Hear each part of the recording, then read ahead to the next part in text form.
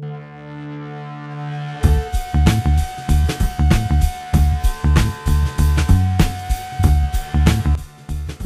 to the Nightly News Podcast. This is Professor Miller welcoming you to episode 24.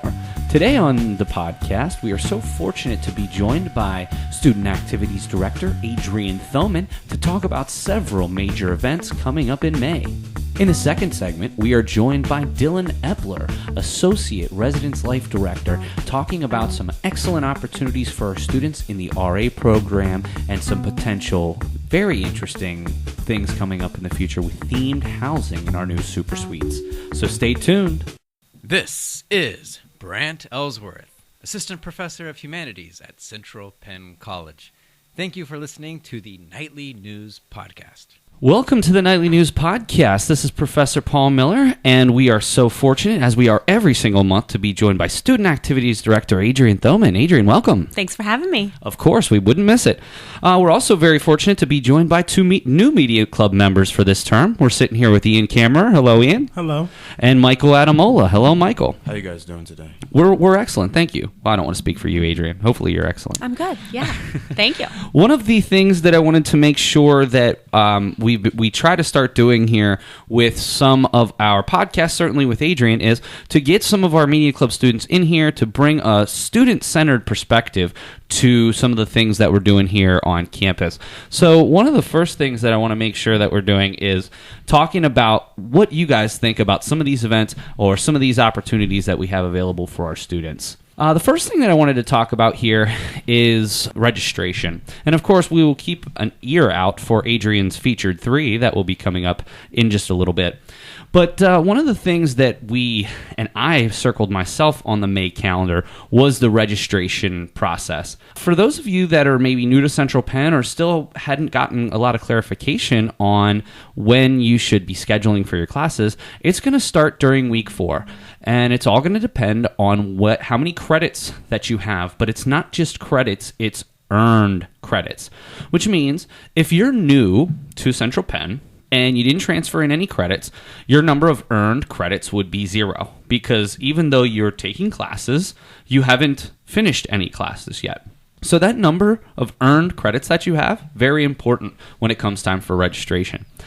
Adrienne, what is your thoughts on the registration process and maybe some of the ups and downs from over the years of trying to assist students that may have questions with registration?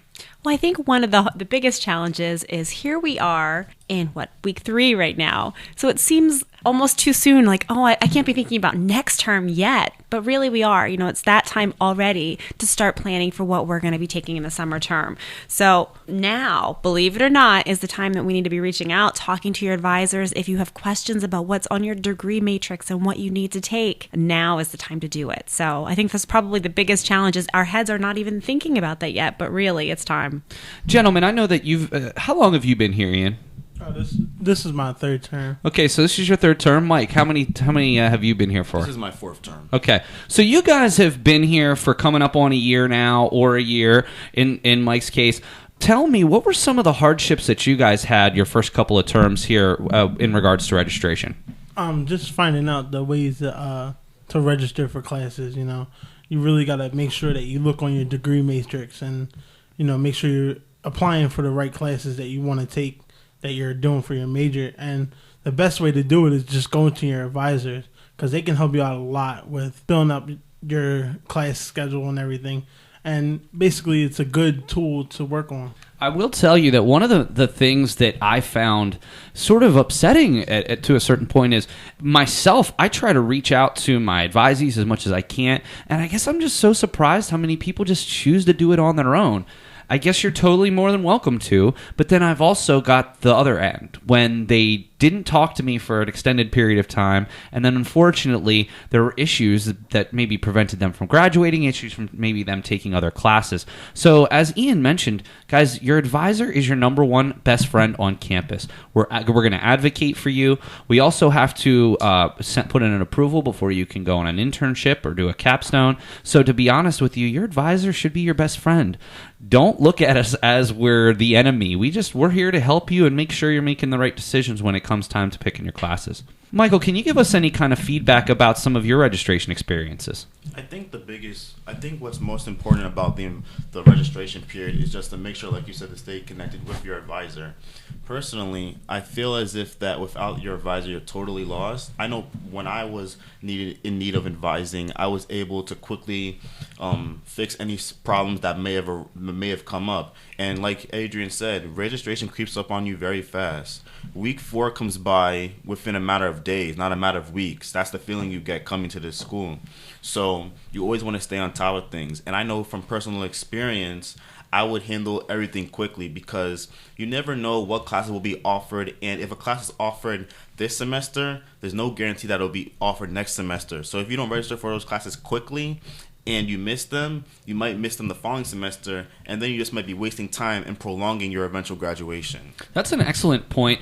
I did want to point out specifically in your major classes, what I always try to tell my advisees is you always want to make sure on any given term you balance your core classes with your general education classes. In most degrees, now I can't say the same for all degrees because all degrees here at Central Penn College are different. The thing is, most degrees have a pretty even split of general education classes and electives to core classes. So if you're, let's say, taking 12 credits, you should probably be taking 6 general education and electives, 6 core class credits. I always stress, if there are core classes that are available that you can take, meaning that you have the prerequisites for, those should always be the first classes that you sign up for. Unfortunately, what ends up happening is if classes don't have enough students in by week 6, those classes unfortunately are canceled. And I've talked to a lot of people that wait till after week 6 to even bother signing up for their classes, which I can't understand. The reason that we're talking about all of this, though, Adrienne, is because there are several course registration workshops put on by the Records and Registration Department. Can you just let us know when those are and where students who are interested might be able to go check them out? Absolutely. So one of the things I would encourage you, grab your activities calendar. You can stop by my office or you can download a copy through Student Central, the email news bulletin that you receive, because there are a number of them. They might have, my goodness, I want to say there's like 4 or 5 different sessions that pop up, typically in the ATEC lobby.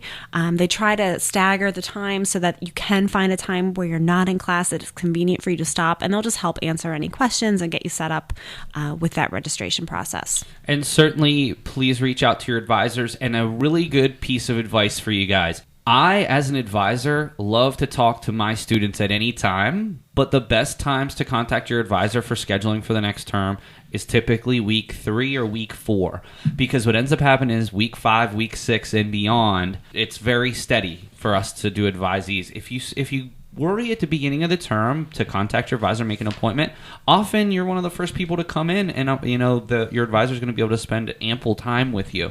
When it gets a little bit more down to registration, it does end up getting a little tight with all the students that come in and are asking for our time. So just a good piece of advice. Reach out early in the term to your advisor and look ahead to next term.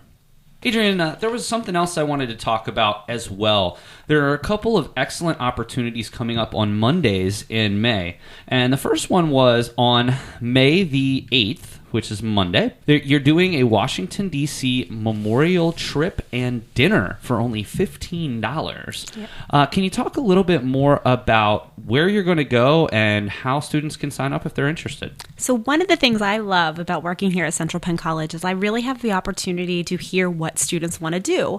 And this was one of those examples. There's a student that's in the Writing Center, regularly hangs out there with Dalton, and my office is just down the hall from the Writing Center right now. And he had come down to me. He's like, hey, I want to go to D.C. I love the idea. It's great. I love D.C. It's one of my favorite places to visit. And he's like, we could go see the memorials and go check this and that out. And he planned an incredible itinerary. So we're actually going to go, leave early in the morning, drive to D.C. We have a couple of different stops, Arlington Memorial, and then there's going to be a few stops after that, and then actually some downtime where the students can actually go off on their own, see things that they would like to see without necessarily the entire group, although they're welcome to stay with the group if they'd like to.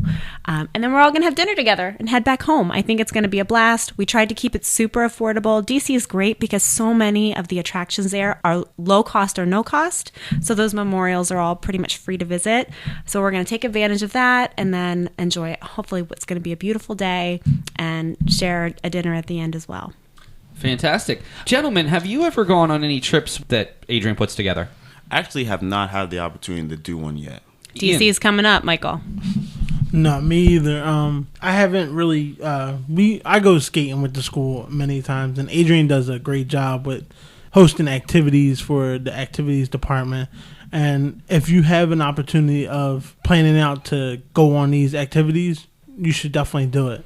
Well, and another interesting thing that Adrienne and I talk about a lot when we are talking about these specific events is it gives you a chance to network, not only just with people and friends, right? Not only with your friends that are coming along, but also people like Adrienne. To be perfectly honest with you, Adrienne, let's just say, say you would be heavily involved on campus. She might be willing to write you a letter of recommendation, or she may know. Adrienne's got 1,000 connections in the community. Always people putting, messages in her, hey, do you have any students graduating that, are looking for positions? You never know how somebody like Adrienne or even like myself could help you down the line. So even just that opportunity to show the type of person you are, maybe even organizing something and becoming a leader, really gives you some amazing opportunity here on campus. So I appreciate those kind words, and I'm sure Adrienne does too. Absolutely. Last thing I wanted to talk about is coming up the following Monday, and that's in the afternoon. You're having a service project, and you're calling it a highway cleanup. Now, I know that maybe we all kind of have preconceived notions on what highway cleanup means. What does it mean for our students? Well, those preconceived notions may be correct. It is part of the Adopt a Highway program through Cumberland County. Central Penn College and our students here have actually committed to adopting a highway. We've had it for many, many, many years, well before I came to campus.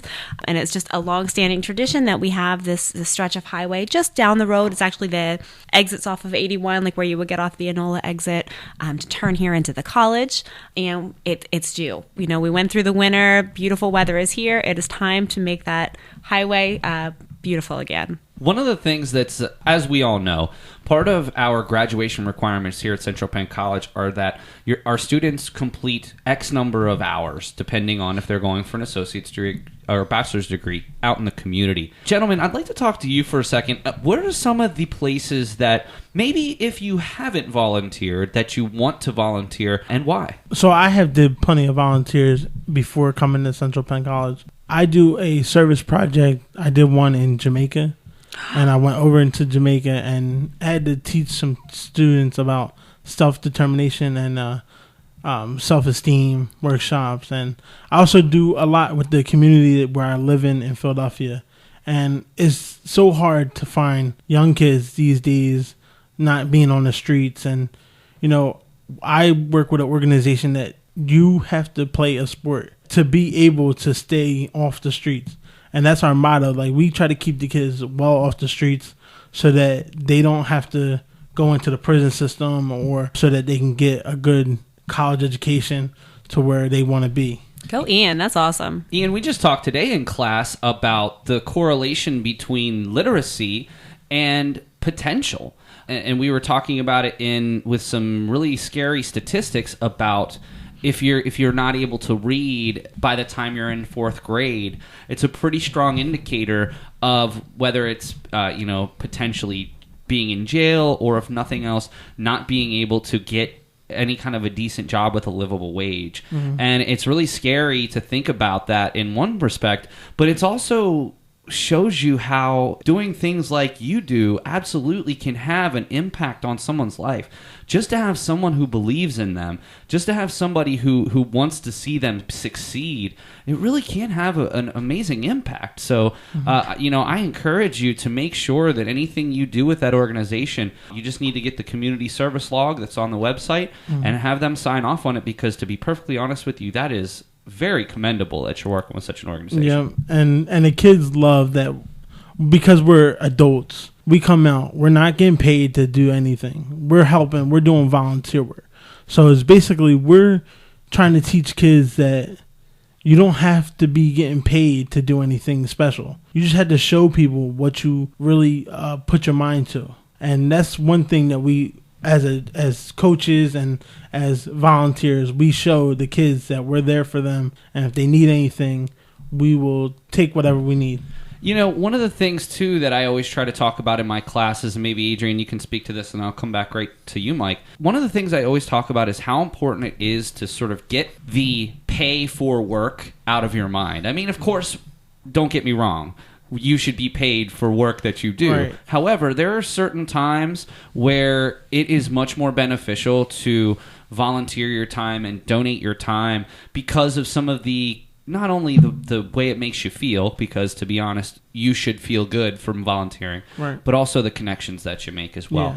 Yeah. One of the things that I do in my spare time is I am and I've talked about it on the podcast a little bit, but I'm the coach for my son's Challenger baseball team. Oh, wow. He is on the autism spectrum, and he's never had very much luck being on a sports team. And so finally we found this wonderful organization that's located in Camp Hill, and it's Little League for individuals that have special needs. And I'll tell you, every day I go there and every day I leave, it really changes my perspective on my own life, mm-hmm. and it really makes me want to do better for him, but also do better for other parents and kids who maybe haven't had that opportunity to play sports. And it's just to see the looks on these kids' faces it's precious and it's unbelievable, and I just wish more people would understand the importance of doing some volunteer work. And it doesn't have to be that you give all of your time and volunteer, but it's finding things that really mean something to you. And the fact that certainly Hunter is a major part of my life, to see the happiness that he has is just quite incredible. Mike, what's some organizations that you've worked with in the past or are interested in potentially working with in the future? I volunteered for libraries back in high school. The Free Library of Philadelphia, I used to volunteer with them. And I remember I was volunteering at a library near my school. And it's just good to try to be impactful upon the kids, because while the school I was going to was a good school, the neighborhood there wasn't necessarily the same. So the biggest issue is, as someone that's volunteering, whether you realize it or not, you're going to make an impact on somebody or multiple people. So you always have to be cognizant of what you're doing, what you say, how you interact with people. If you don't show much energy one day, that can reflect on the kids that you may be doing homework with. And they may not take the rest of the week seriously because this guy's doing all right and he's not taking the week seriously, so why should I? And that may not be the case. They just may get that implication, though. So one thing I've always kept in mind when volunteering is to always watch what you're doing. Watch how you're making an impact. And ultimately, like you said, it's not really about making money. Of course, money is important, but the connection is important too. And you never know where that connection will go down the line. You know, one of the things that our own career services director, Steve Hassinger, always said about volunteering, if there's a specific company you want to work for, look into what causes they support. And that could be something that looks really fantastic on a resume, because you could say, let's just take Hershey, for example. You could go on their website and see the companies and nonprofits that they support and work with them. And then you're sitting down and maybe you're at an interview. They may ask you, well, how did you get hooked up with this organization? Or why are you so passionate about this organization? And that might be something that sort of puts you above and beyond some of the other people that are potentially interviewing. All right, Adrienne, it has come to the time that we have all been waiting for. It is Adrienne's featured 3 events for May. I am so excited for this month because May is definitely one of our busier. May and October, probably the 2 busiest months on campus. And we're just going to have a ton of stuff happening here at Central Penn. One of the first events I want to bring up is, I'm not sure if you're aware of this, but we have a green team. It's a committee of faculty, staff, and we'd love to have students get involved as well, focused on just really making the college more environmentally friendly, doing everything that we can to encourage recycling and energy use, or reducing energy use and so forth. And we are kind of kicking things off in May with a green team lawn party. It's going to be outside, hopefully on a beautiful day. We're going to have water pong. We're going to have this interactive graffiti wall art project that we're going to do, which is, I think, going to be super cool.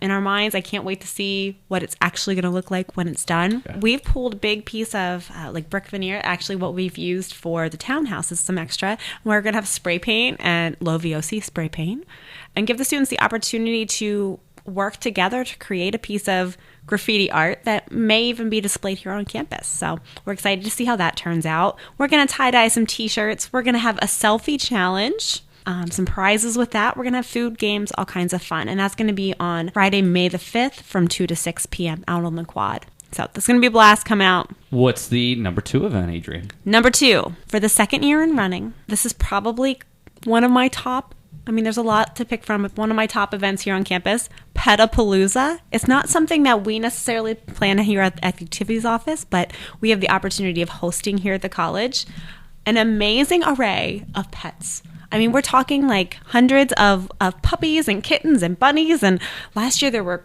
I don't even know what it was, crazy birds, everything. All different kinds of pets that come here on campus. It's all an incredible benefit for the dog and pet rescues and shelters here in Central PA. Huge, huge nonprofit event. A lot of them come out. It's going to be a blast.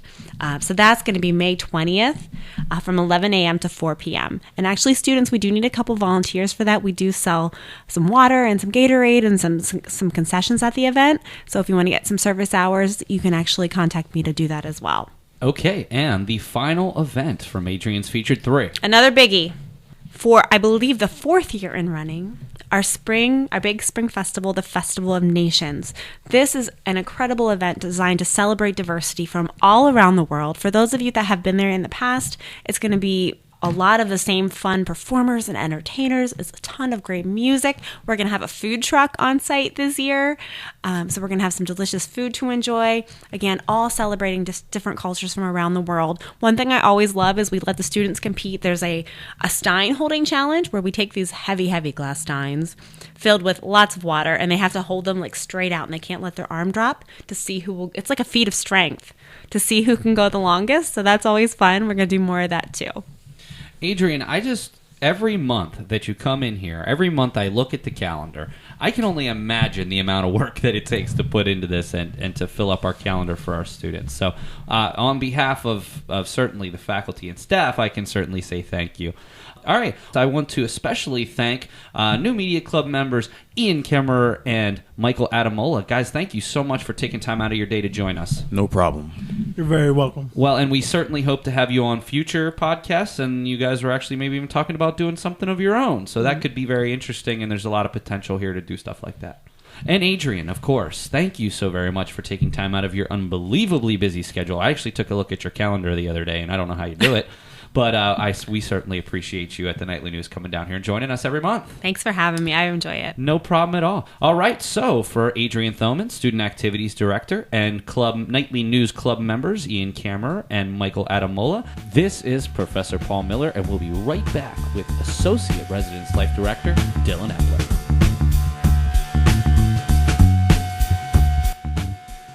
What's up? This is Dr. Linda Fedrizzi-Williams, and you are listening to the Nightly News Podcast.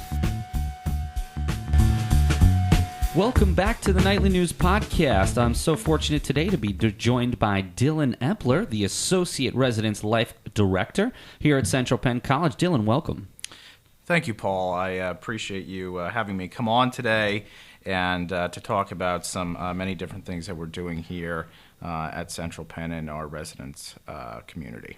You know, Dillon and I got to know each other back when I was teaching a media and politics class, and I went to a Common Hour event where Dillon was talking about the importance of voting and all of the wonderful things that the Residence Life Office did to promote voting in our last presidential election. Just before we get started here, we do have another November coming up, and I think unfortunately in off years, sometimes it's not as easy to get people out to the polls. Any ideas on how we're going to approach it this year? I'll certainly support you any way I possibly can. That's a great point, Paul. So in thinking about that, it's really important for students, whether they're commuters or they're traditional students in that they're living on campus and residential. It's really important to become a part of your community and understand that within that community there's many things that are going on, especially in politics, and how those local politics really affect not only the school but individuals individuals within their own community. So yes, it is an off year, but it's so important for students to get involved, and I hope that they do. Politics is so important regardless of what side of the aisle you're on. So I encourage them to get involved, and we are going to be having some things running outside of our office. I'm going to be promoting some things through flyers and some email things that will go out. And if you'd like me to come in to any of your media and politics courses or anything that you're going to be doing, I would love to. We absolutely can do that. And certainly when we get a little closer to the time, we'll have you back on the podcast. One of the things that I really appreciated you doing last time is two specific things. One, you had mentioned how important it was, regardless of the aisle. Your whole thing was, look, and I've sort of adopted this ever since I had you in the class. I don't care who you vote for. I just care that you vote. And I think that that's very, very important. The second thing that I found enlightening to a certain perspective was how you really stress the absentee ballots. I think a lot of students have trouble understanding how you kind of have to go through the voter registration process. And even if you're registered to vote, many of our students are registered to vote in their home counties. Well, typically it's not very easy. Certainly many of our students are from the Harrisburg area, but many of them come from other places, and it's not convenient for them to travel home on Election Day, especially with one that frankly doesn't feature a presidential election. One of the things that I wanted to make sure that we try to do this year is to make sure that students understand the voter registration process, but also understand that with the absentee ballot, there are deadlines that you need to hit well in advance. So I'm going to start pushing this, soon as possible to make sure that students who do want to vote while they're here on campus, and trust me, I know that we're all still sort of hungover from the last election. The last thing we wanted to be doing is talking about this year. But I do think it's an important thing to note because I'm not sure that a whole lot of our students understand that, you can't vote here if you're registered elsewhere, and but you still can do absentee ballot. Absolutely. So we are still most definitely getting over this last election, which for some was more brutal than others. But granted, it happened, and we're living with what we got, and the voters have spoken. And so we're moving on from that and hoping for the best. However, in thinking about just that, it is so important because voting for the president is one thing, and the vice president coming in on his coattails. But the real thing is, who is your U.S. senator? Who are those two U.S. senators from your state? And are you voting for them? And do you know the issues that they stand for? Do you know what they're wanting to promote through legislation? And they're the ones that really have the voting power, being that they're in the legislature. And I think that it's so important to be able to know who they are and what they represent, and so that you can vote for them, because they're really voting on behalf of you and what you want. Also for your U.S. Congress people, those men and women that are, supporting us in the House of Representatives and really voting, once again, on behalf of us. So knowing who they are, who the person running in your district is, or who your current, House member is. And I always say, Tip O'Neill always used to say, write your congressman. And maybe you don't want to write anymore because that would kill your wrist. But a simple email would be wonderful to send something to their office and really know who they are and what you want to do. Also, people on a local level. Your mayor, your borough council, your city council, your township supervisor, whatever that may be. And also on a state level, governor, state representative, state senator. Those are the people that really make a difference in your life every day, regardless of whether you know it or not. So it's very, very important to be able to vote, especially in those off-year elections, or those elections that we don't really think about. So that's really important. The other thing is, you mentioned the absentee ballot. So important in thinking about that. I don't think there's probably a lot of information out about it, but it doesn't really get out to the general public. And so it's very, very important, especially on a college campus, which I think should foster, advocacy, again, regardless of the side of the aisle that you're on. Just foster that advocacy for really getting involved in the community, getting involved in civic events and politics, and really moving things along for the betterment of the community. So those absentee ballots, I think we could do just the same in coming in and giving the students the opportunity to understand what the absentee ballot is, how they should do it. all those wonderful deadlines that come with it so that they don't miss it. I think that we could do a good job with that by setting something up, and I think we'll do that. I would be happy to help you. In fact, all 4 years that I was in my undergrad, I went to Slippery Rock University. Of course, I'm Harrisburg. I was born in Harrisburg, and I lived in Carlisle most of my life. So all 4 years that I was at Slippery Rock University, I voted via absentee ballot, and it was really quite an easy process once you got through all the application deadlines. So we'll be definitely looking forward to talking a lot more about that in the future, and we'll have you back on a future episode to talk about that. Wonderful. I'd love that.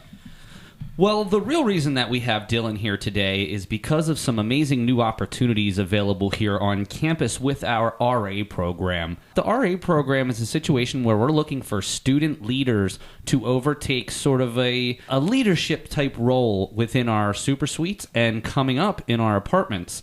Dillon, can you tell us a little bit about maybe the history of the RA program and kind of where we stand today? Sure, absolutely. Thank you for asking. So the RA program is absolutely a wonderful program.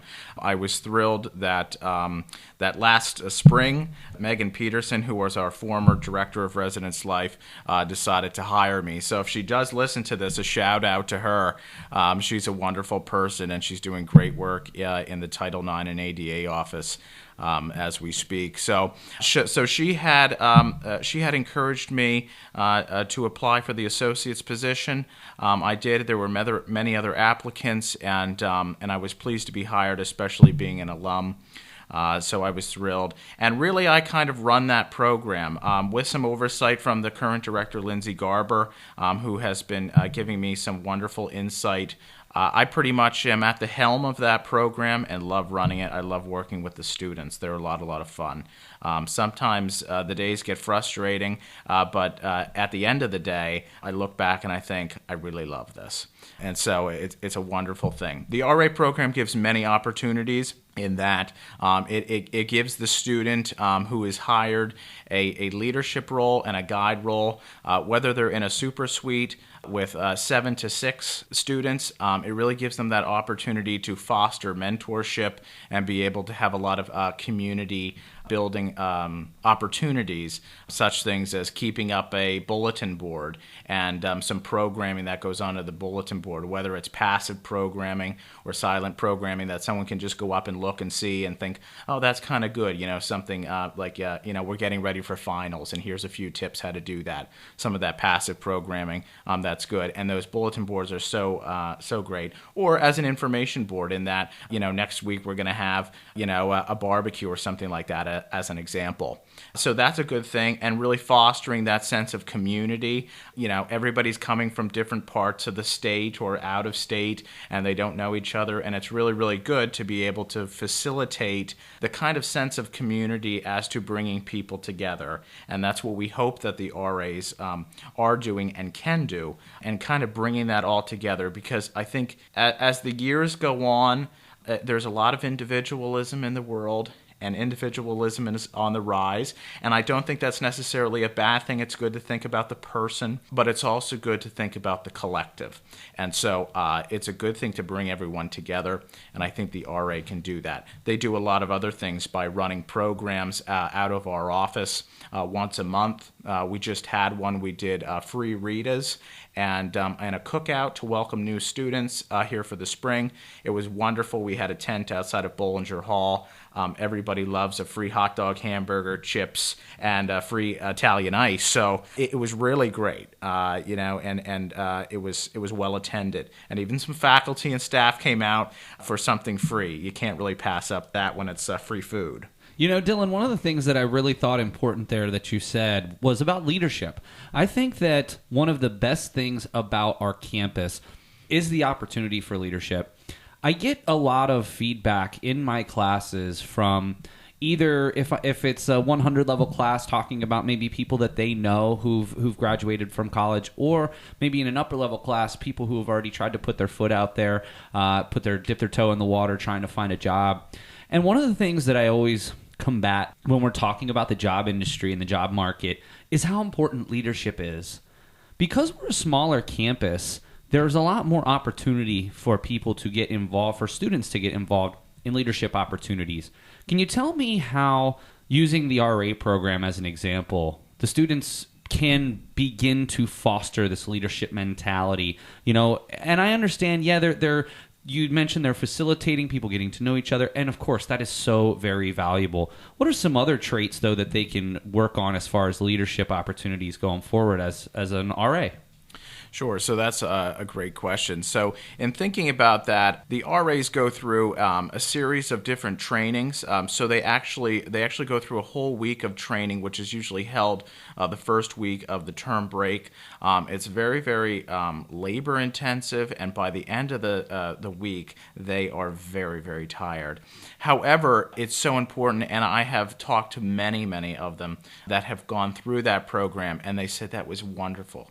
The Office of Residence Life has prepared us so well for different things to handle, whether it's how to handle conflict management that may be going on in their house. We provide them with that. How to handle someone that may be going through a series of events in the LGBT community, cultural diversity, on how to handle people coming in from different cultures and understand what they may be coming up against and what they need to help and handle, and all different types of things as to a simple maintenance concern. So all these different types of things: how to handle things with public safety, how to write incident reports, how to facilitate different types of programming. We provide them with all these different types of things in this week of training in the first week of the term, and we kind of give them that foundation so that they can build on that. And I think that those things that we give them go really beyond even being an RA. It goes right to being that leader or that guide for whatever profession they choose to pick, whether it's something that will help them from their major or something that they go into and they decide to do something else. This type of training is setting them up to be a good leader, a good guide for people, and really trying to make them a better person, and so that they can understand both people and the world. So we do that, and then every once in a while we have weekly meetings on Thursdays. Every Thursday we have a meeting, and so what I will do sometimes within that meeting, I'll do some continuation trainings.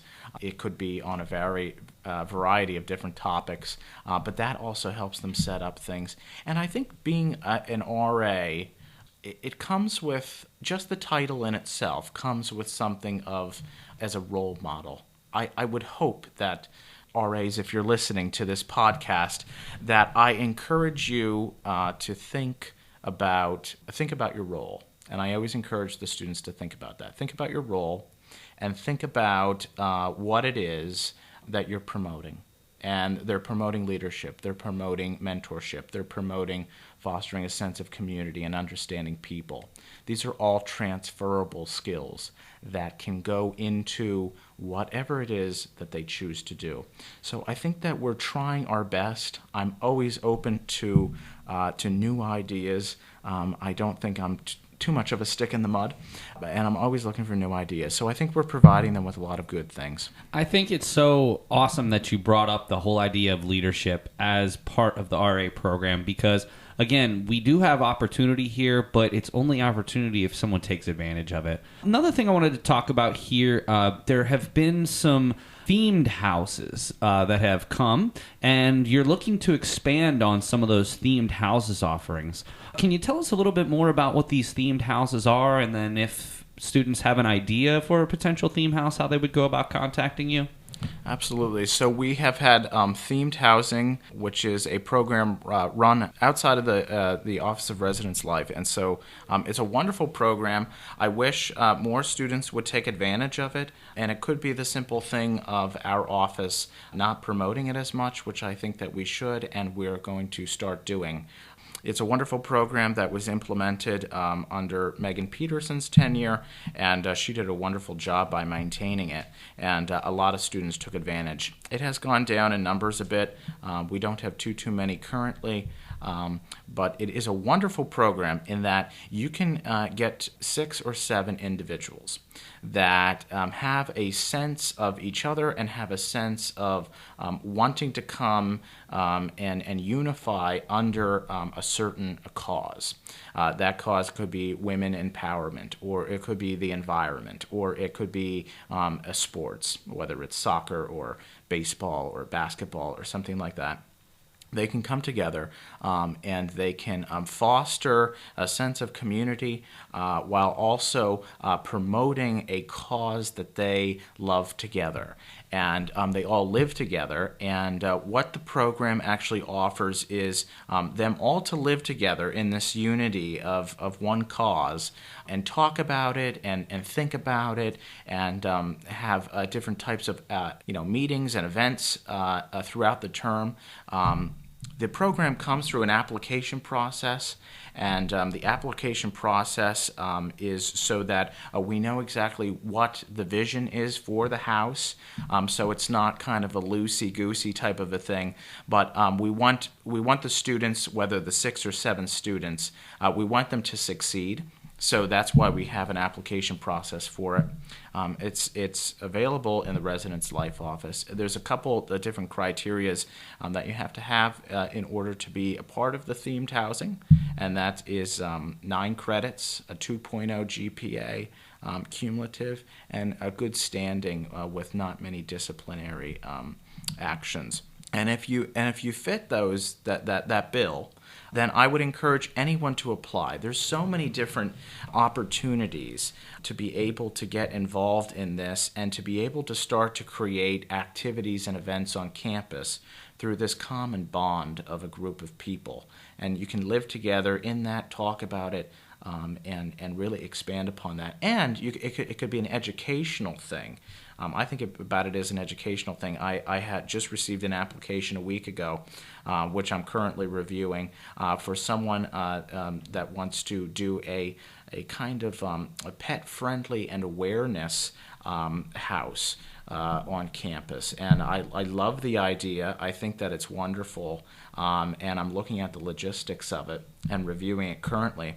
So that may be a possibility. But just wonderful things. So if anybody has any ideas and you're listening to the podcast, I would encourage you to really take advantage of this themed housing program that we have in Residence Life. It's a wonderful opportunity.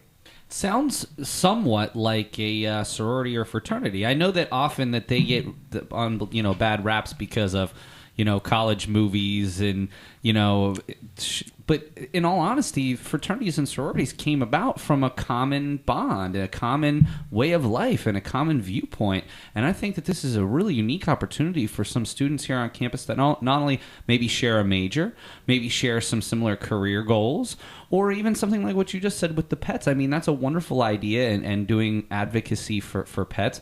I mean, even being a part of that, something you could put on a resume. Maybe you all as a house do some type of volunteer work with an organization such as that. I think that this is a really interesting opportunity and chance for our students to not only live with like-minded people, but also really have an opportunity to stand up for whatever their cause might be. Next question, Dillon, is we had talked off air about a new initiative that's going on with the RAs, that something that's going on in the apartments. I understand that we are allowed to discuss this. Can you talk about this other new RA opportunity that's coming up? Sure, I can give some minor details as to what our office, with the blessing of Dean Baker, thank you very much, Dave Baker. He's a wonderful person and has a lot of vision for the college, and has given us this blessing to do this in the time that we have. So what we are currently looking at and hoping to implement come next term is some RA opportunities, or residence life opportunities, in our apartment-style residence halls.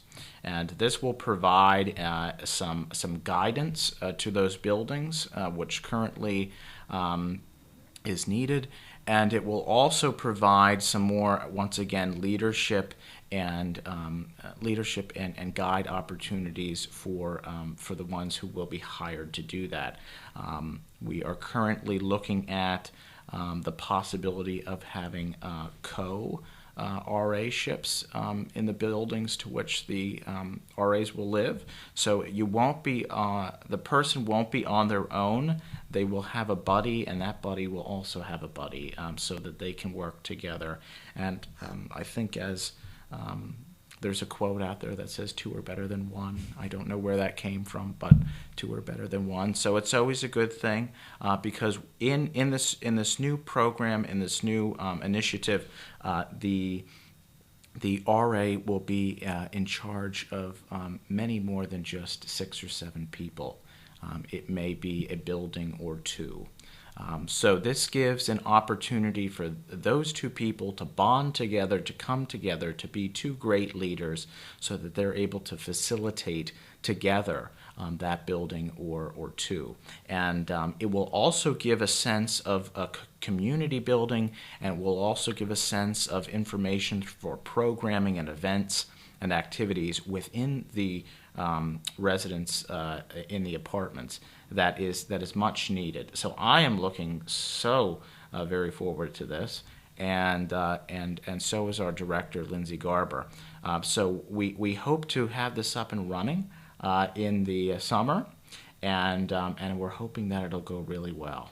Well, Dillon, just to put the little cherry on top about the RA positions, obviously one of the best and most advantageous parts of this is that you do live room and board free on campus if you are an RA. But not only that, of course, the money aspect is important, but not only that, we also talked about the importance of leadership, the ability to put something like that on a resume, and some of the other opportunities that come along with that. Dillon, thank you very much for stopping by today, talking about some of the initiatives out of the Residence Life Office. Speaking with Dillon Epler, Associate Resident Life Director here at Central Penn College. And Dillon, I just want to thank you very much for coming down today and taking time to talk about these wonderful new opportunities, including themed houses and some other RA potentials in the apartment buildings. Well, thank you, Paul. I greatly appreciate you giving me the opportunity to come down here and to talk about some great initiatives that we have in the Office of Residence Life. I find, and I'm pretty sure that we're going to be having you on as a regular guest, not even just necessarily about these initiatives, but you and I have a lot of things in common that are, I think, important to talk about on the airwaves like this. So, Dillon, thank you so much for stopping by today. Thanks again, Paul. I loved it. All right, for Dillon Epler, Associate Residence Life Director, and for Professor Paul Miller, this has been the Nightly News Podcast. We'll catch you again next time.